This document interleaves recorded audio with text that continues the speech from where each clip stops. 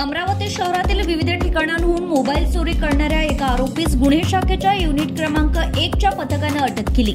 पोलिसांनी या आरोपीकडून विविध कंपन्यांचे एकूण 10 मोबाईल फोन आणि मोटरसायकलसह अंदाजे 1,10,000 रुपयांचा मुद्देमाल जप्त केला।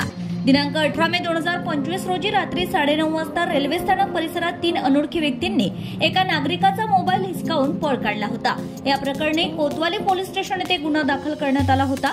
या प्रकरणाचा तपास करताना गुन्हे शाखेच्या पथकाने विशेष माहितीच्या आधारे संशयित सादिक शेख शायाब खान वय वर्ष 20 राहणार सय्यदपुरा अमरावती यास ताब्यात घेतलं।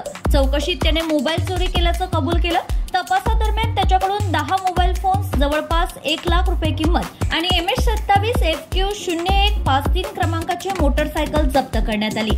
या कारवाईत पोलीस उपअधीक्षक वजाहत मिर्झा यांच्या मार्गदर्शनाखाली पोलीस निरीक्षक विनोद खंडारे, अंमलदार शशिकांत पाटील, गोविंद बोरकर, प्रतीक देशमुख, रवींद्र काळे, शैलेश महाजन, विशाल शेख, विकास काळे, विशाल गवई, योगेश कडू आणि इतर कर्मचाऱ्यांनी सहभाग घेतला।